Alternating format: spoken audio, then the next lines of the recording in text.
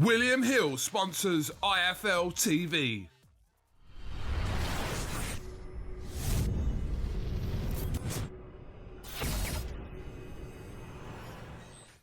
I'm the man to beat Daniel Dubois.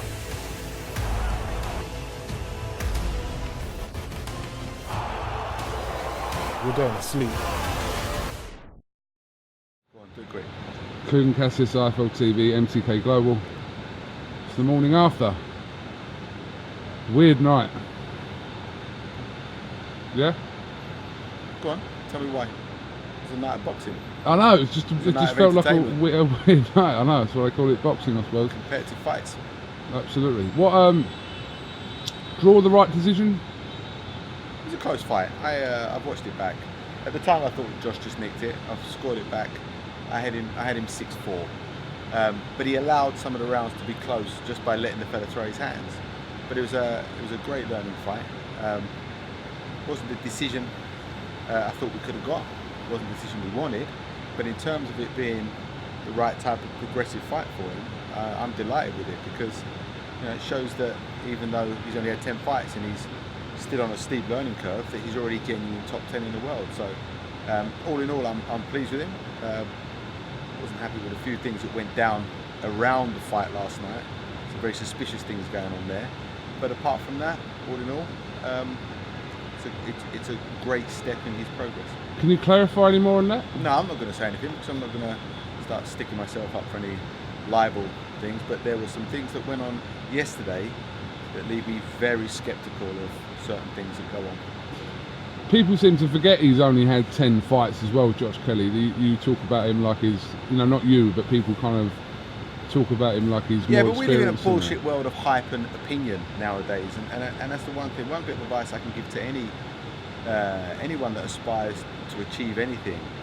What people say is irrelevant. Do what you believe, and do what you believe is right, and follow your own path, and that's what we're doing with Josh.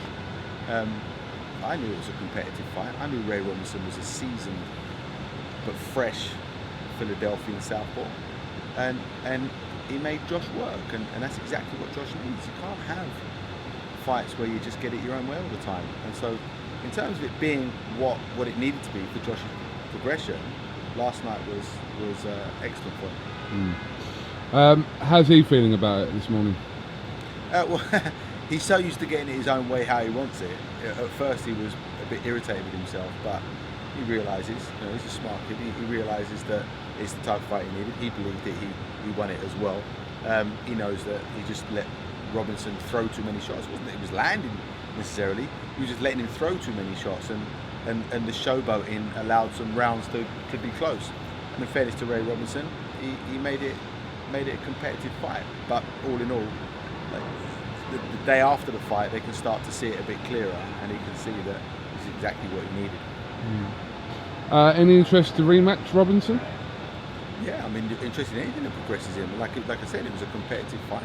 It was a good challenge, but we'll see. Certainly won't do it over here. Okay. What did you make of Joshua's, quite stunning loss to Ruiz last night? Yeah, I mean, I said beforehand, right? You shouldn't be judging Ruiz by his physique. He actually reminds me of a fighter called Darren Corbett from Belfast, who didn't have a body beautiful, but could punch like a mule. And I will say that Andy Ruiz has probably got the best hands in the heavyweight division. The question was, could he translate it on the biggest of stages? And that's exactly what he did. Forget what he looks like. He's a dangerous puncher who is quick and powerful. And the interesting thing last night was when he got dropped by AJ, he was the one that then made the right moves. That he stayed low in the trades, he was taking his head out, and AJ was the one that was left high and upright, and that's why Ruiz then started winning those trade-ups, because he was the one in the lower position. People suggesting last night, including Deontay Wilder, that Joshua quitting that fight. What's your thoughts on that? No, like I said, we live in a bullshit world of hype and opinion. Only AJ knows what went through his mind and what went through his psyche. I do think that he struggled in there. I thought defensively, AJ looked lost. I've always thought he looked a little bit lost under fire. Athletically and offensively, he's probably one of the most dangerous out there.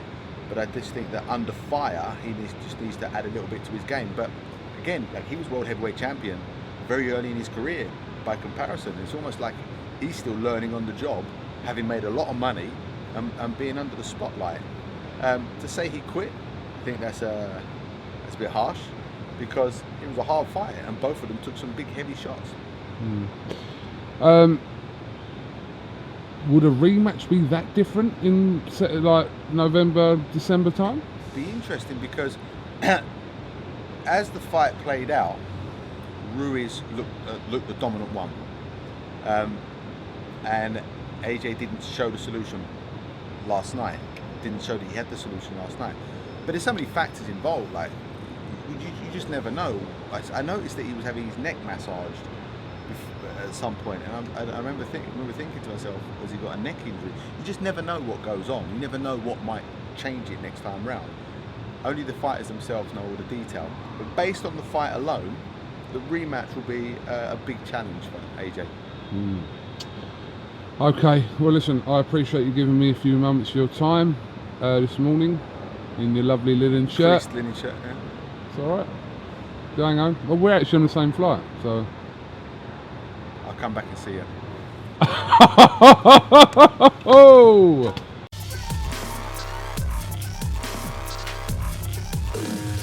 William Hill sponsors IFL TV.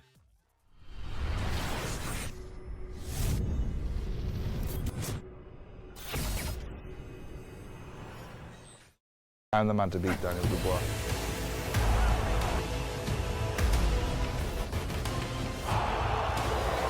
You're going to sleep.